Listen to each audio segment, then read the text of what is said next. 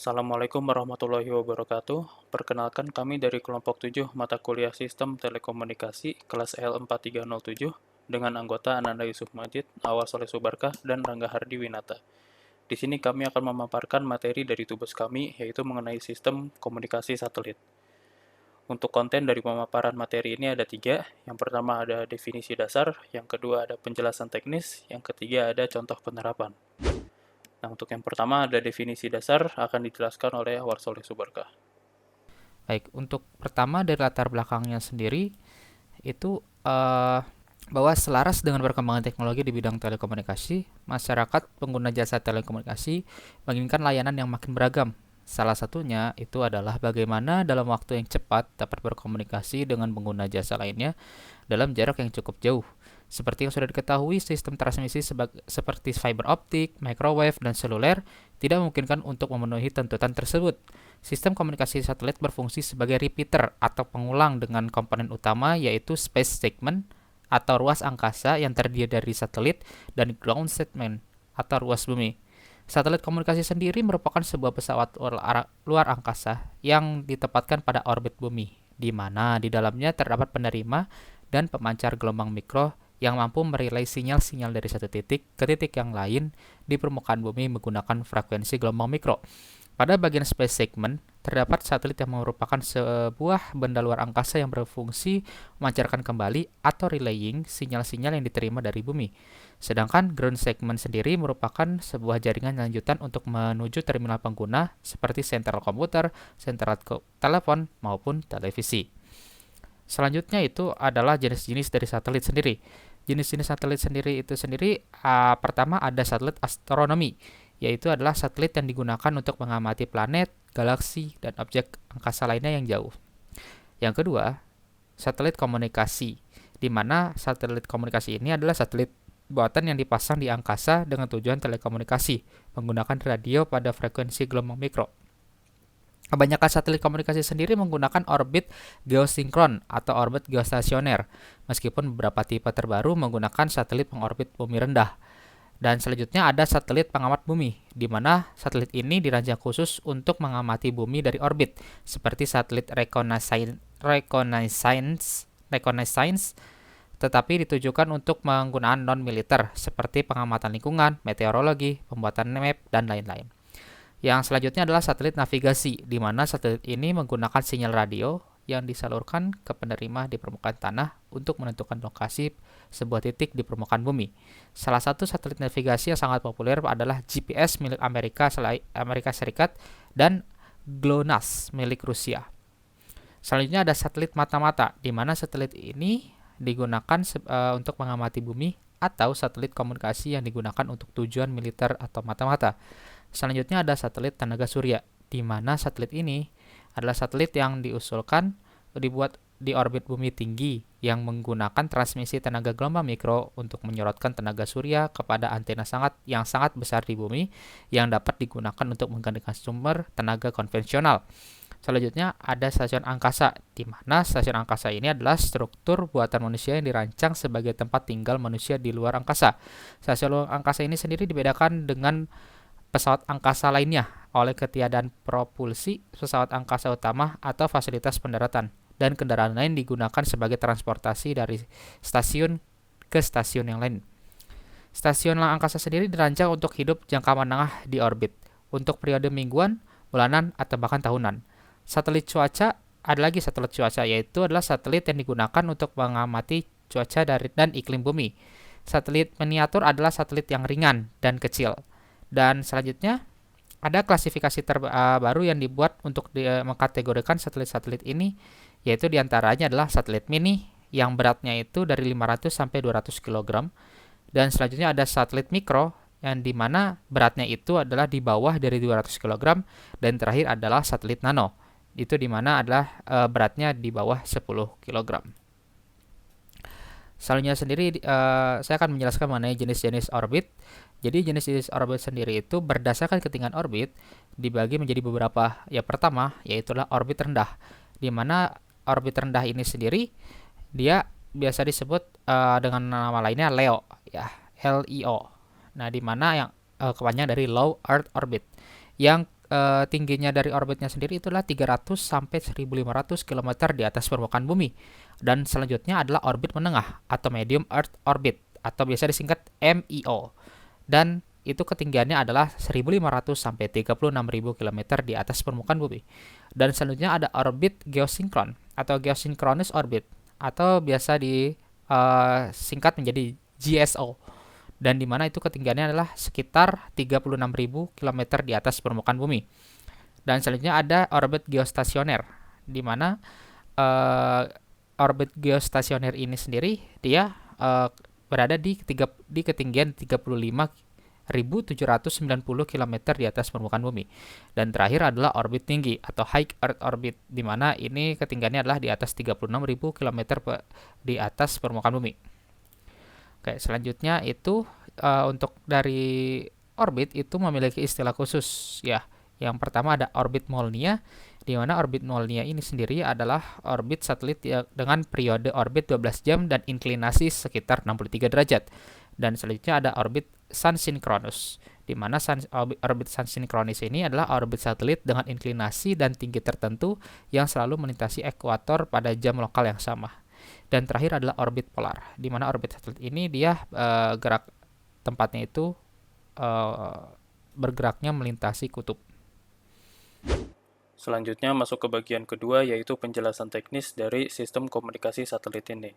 Jadi, menurut orbitnya, sistem komunikasi satelit yang paling umum digunakan itu ada dua. Yang pertama ada Geostationary Earth Orbit atau GEO. Yang kedua ada LEO atau Low Earth Orbit. Di sini yang pertama ada Geostationary Earth Orbit atau GEO. Nah, di sini ada beberapa kendala yang dialami oleh GEO. Yang pertama ini, dia itu baru dapat memberikan pelayanan kepada pemakai jasa satelit melewati terminal yang relatif mahal, dan ukurannya juga yang lumayan besar atau seukuran koper. Walaupun transportable, tapi dia ukuran terminalnya cukup besar. Nah, selain itu, jenis informasi yang dapat dilewatkan juga hanya ada suara dan datanya saja. Selain itu, kecepatannya juga relatif rendah. Nah, selain kendala itu, karena semakin banyak yang menggunakan GEO, jadi lintasan GEO ini terasa semakin penuh. Jadi untuk mendapatkan slotnya itu bisa dikatakan susah gitu. Nah, karena adanya berbagai kendala pada GEO, maka beberapa company akan memilih menggunakan LEO atau Low Earth Orbit. Nah, di sini LEO atau Low Earth Orbit ini punya kendalanya sendiri. Yang pertama itu karena orbitnya rendah, jadi waktu edarnya semakin cepat, antara 2-3 jam gitu. Jadi dia tidak akan full time mengedarkan sinyal pada tempat tersebut. Nah, makanya dia akan mengalami yang namanya terbit dan tenggelam. Nah, untuk menghindari atau mengatasi masalah ini, dilakukan yang namanya konstelasi sistem LEO, yaitu diorbitkannya beberapa sistem atau beberapa satelit dengan pola tertentu sesuai dengan misi yang diembannya. Contohnya itu ada company satelit Iridium, dia mendeploy sebanyak 66 satelit yang terletak pada 6 bidang orbit, dengan 11 satelit pada masing-masing garisnya. Terdapat dua sistem yang dapat dilakukan oleh LEO. Yang pertama ada sistem yang dapat beroperasi dengan membypass jaringan telekom yang ada, yaitu seperti gambar yang ada di kiri ini. Dan selanjutnya ada sistem yang bekerja melalui jaringan telekomunikasi yang ada, atau seperti gambar yang di kanan ini. Selanjutnya di sini ada diagram dari link satelit itu. Jadi link satelit itu dia pertukaran data dari satelit dan dari sisi buminya gitu. Dia jalannya data di sistem komunikasi satelit. Jadi di satelitnya itu ada receive antena dan transmit antena, itu gunanya untuk menerima dan mengirim informasi. Nah, di sisi buminya juga dia ada dua, ada transmit waveguide sama receive feed. Nah, itu untuk menerima dan memancarkan informasi juga.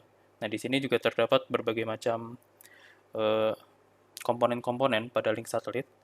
Nah, di sini untuk komponen-komponennya itu yang pertama ada modulator. Modulator ini gunanya untuk mengatur sinyal input sistem komunikasi menjadi sinyal IF. IF itu intermediate frequency. Nah, untuk demodulator ini kebalikannya dari modulator, berarti dia merubah sinyal IF menjadi sinyal sistem komunikasi. Selanjutnya ada encoder. Encoder ini dia untuk merubah sinyal suara dan sinyal video menjadi sinyal intermediate frequency. Terus ada decoder. Decoder ini untuk merubah sinyal L-band dari stasiun pemancar broadcast menjadi audio atau video. Selanjutnya ada up converter itu untuk merubah sinyal IF menjadi sinyal RF. Jadi IF ini intermediate frequency atau frekuensi yang bisa dibilang rendah ke RF atau radio frekuensi atau frekuensi tinggi. Makanya dia disebut up converter. Lalu sebaliknya juga ada down converter. Ini kebalikan dari up converter, dia merubah sinyal radio frekuensi menjadi intermediate frekuensi. Selanjutnya ada HPA atau high power amplifier. Dia ini sebagai penguat akhir dari sinyalnya, karena jarak yang akan dilaluinya sangat jauh, jadi dia butuh high power amplifier. Nah, selanjutnya ada antena. Antena ini dia gunanya untuk memperkuat akhir sinyal yang akan dikirim maupun yang diterima oleh satelitnya.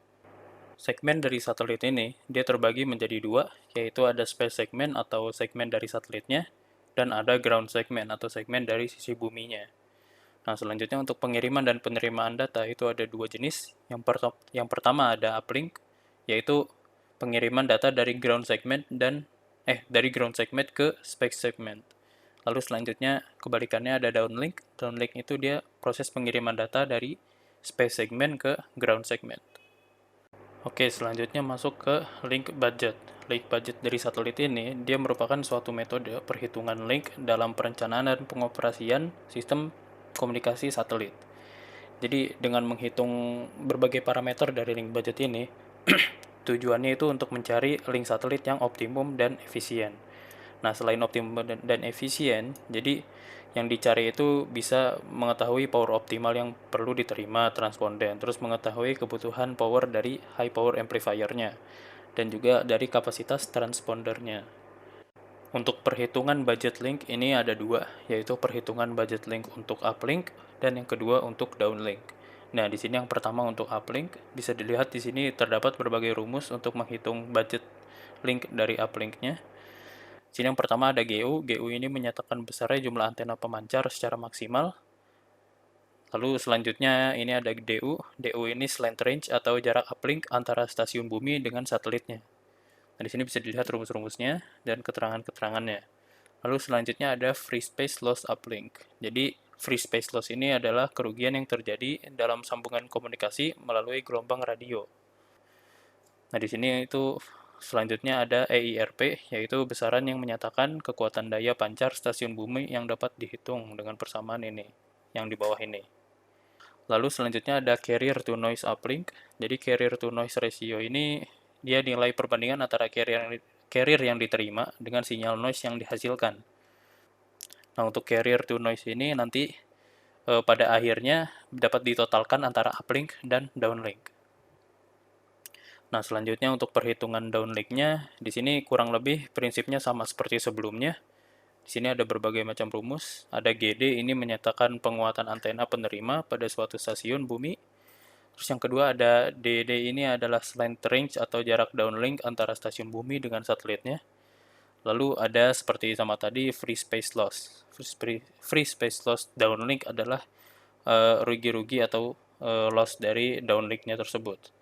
Lalu selanjutnya ada carrier to noise ratio untuk downlink ini. Dia sama seperti sebelumnya, cuma ini untuk downlink. Nah, selanjutnya ini ada total dari carrier to noise ratio. Kan tadi udah dihitung carrier to noise ratio dari uplink dan downlinknya. Nah, di sini bisa ditotalkan dengan cara dijumlahkan dari carrier to noise ratio uplink dan downlinknya. Oke, masuk ke bagian ketiga, yaitu mengenai contoh penerapan dari sistem komunikasi satelit yang akan dijelaskan oleh Rangga Hardi Winata. Yang pertama ada sambungan telepon internasional. Sebelum ke sana, perlu diketahui bahwa setiap negara ini memiliki sedikitnya satu sentral switching internasional. Koneksi antar jaringan ini dapat berupa kabel bawah laut, gelombang radio, ataupun satelit. Dan perlu diketahui bahwa kabel bawah laut pertama ini melintasi lautan Atlantik Utara dipasang sekitar pada tahun 56 dengan kapasitas 36 kanal suara. Kabel optik bawah laut modern dapat berkapasitas ratusan ribu kanal suara. Selain suara, sistem kabel bawah laut juga membawa traffic internet. Sistem satelit terkadang digunakan sebagai sistem backup. Lalu selanjutnya ini local loop atau subscriber loop, menghubungkan pelanggan dengan sentral lokal atau local exchange. Sentral lokal merupakan sentral pada tingkat paling rendah dalam hierarki switching, mendeteksi kondisi off-hook, menganalisa dial number, dan menentukan rute jika tersedia. Menghubungkan pelanggan ke trunk exchange untuk panggilan jarak jauh, menghubungkan pelanggan dengan pelanggan lain dalam area lokal yang sama, menentukan apakah pelanggan yang dipanggil dalam kondisi bebas, dan mengirimkan sinyal daring kepadanya, menyediakan pengukuran dan mengumpulkan data biaya untuk pelanggan-pelanggan lainnya, atau bisa kita sebut biasanya dengan billing, mengkonversi akses lokal ke sirkuit jaringan, mengkonversi sinyal suara analog menjadi sinyal digital. Ukuran local exchange ini berbeda-beda, dari ratusan pelanggan hingga puluhan ribu pelanggan atau bahkan lebih. Local exchange yang kecil kadang-kadang disebut remote switching unit atau RSU, menjalankan fungsi dari switching dan konsentrasi. Umumnya local exchange mengurangi kapasitas transmisi dengan faktor 10 atau lebih. Jumlah pelanggannya 10 kali lebih banyak daripada trunk di channelnya. Oke, bisa kita lihat di sambungan telepon internasional masing-masing ada di negara A dan negara B ini mempunyai international gateway exchange, lalu disambungkan menuju domestic toll exchange, yang lalu ke local exchange yang kita sebut sebagai tadi subscriber loop ya. Oke. Lanjut ke contoh penerapan yang kedua, ini ada telepon dan data. Dial up voice, fax, dan data di multiplex dan diolah atau dikompresi sebelum diinputkan ke modem satelit. Bisa kita lihat di sana sebelum diinputkan ke modem satelit, dial up voice, fax, dan data di multiplex dan diolah melalui analog to digital conversion, lalu speech processing, lalu bisa masuk ke satelit modem. Contoh yang ketiga bisa kita lihat di sini ada direct broadcast service atau biasa kita singkat dengan DBS. Perlu diketahui bahwa DBS ini atau direct broadcast satelit sejenis pesawat luar angkasa yang akan memulai layanan komunikasi baru, dilengkapi dengan sistem transmisi yang sangat kuat. Satelit akan beroperasi dan akan melalui outlet media konvensional untuk relay program secara langsung ke pelanggan. Dua konsep penting DBS ini ada dua. Yang pertama, ukuran transmisi informasi dan pilihan pemrograman. Yang pertama, ukuran transmisi informasi. Berkat transmisi yang kuat, piringan yang digunakan kurang dari 2 meter. Ukuran piring adalah persoalan penting bagi direct broadcast satelit karena membutuhkan piring yang kecil yang mencolok, cukup murah dan mudah digunakan. Pilihan pemrograman juga penting karena perusahaan DBS akhirnya bisa menyediakan program televisi, film, dan siaran olahraga sekaligus. Lalu pengembangan sistem nasional DBS ini menuntut investasi modal luhur atau yang sangat banyak selain jutaan dolar kepada pembangunan, peluncuran, dan pemeliharaan satelit terestrial. Jaringan juga harus didukung. Biayanya berkisar dari penjualan lokal dan menjadikan bertambah pada kantor kampanye iklan dan biaya program lisensi. Kepada beberapa organisasi, investasi ini terlalu berisiko tinggi dan belum diuji. Sebagaimana yang telah diterangkan, pelanggan hanya akan menerima sebanyak terbatas saluran. Meskipun terbatas, mungkin telah diterima kepada konsumen yang tinggal di daerah dengan pilihan beberapa program. Industri DBS ini atau Direct Broadcast Satellite tidak mampu menopang cukup strata dukungan keuangan. Itu juga adalah pukulan berat. Pada tahun 80-an, perusahaan yang lain membungkuk keluar dari lapangan akibatnya sistem DBS yang berkekuatan tinggi tidak terwujud di daerah Amerika Serikat. Itu tadi mungkin sedikit sejarah di Amerika Serikat. Dan kemudian ada daya tarik dari sistem DBS, yaitu prosedur yang ampuh kepada menarik keperluan pelanggan atau keperluan lapangan. Konsumen bisa menerima sebuah array program termasuk yang mungkin tidak tersedia. DBS mendukung individu-individu di desa yang tidak punya pilihan siaran atau kabel dan menawarkan tradisional kabel menjadi pilihan lain bagi pelanggan gitu. Oke, mungkin bisa lanjut kita lihat di eh, gambarnya. Nah, di sana dari bumi Earth Station Equipment melalui uplink mengirimkan sinyal ke satelit, lalu yang nantinya disalurkan oleh local TV station, kabel TV, head, NL, dan LNB. Oke, untuk kesimpulan dari pemaparan materi kali ini, yaitu dengan berkembangnya manusia, kebutuhan dalam kemudahan pertukaran informasi pun juga akan bertambah. Oleh karena itu, ada yang namanya sistem komunikasi dengan media satelit. Nah, sistem komunikasi satelit ini dapat menyelenggarakan telekomunikasi yang meliputi wilayah yang sangat luas dengan waktu yang relatif pendek. Nah, tapi sistem ini memiliki beberapa kekurangan.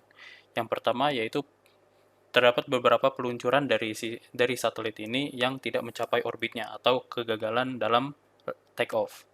Selain itu, jika dibiarkan tanpa perintah, satelit akan meninggalkan couplingnya atau dapat meninggalkan couplingnya. Dan oleh karena itu dapat terjadi gangguan yang namanya sun outage. Untuk sun outage ini cukup sering terjadi khususnya pada channel-channel televisi. Dia akan nonaktif sementara gitu karena ada error berupa sun outage dari satelitnya. Baik, cukup sekian pemaparan materi mengenai sistem komunikasi satelit dari kelompok kami. Apabila ada kesalahan atau ketidakjelasan dalam penyampaiannya, kami memohon maaf. Wassalamualaikum warahmatullahi wabarakatuh.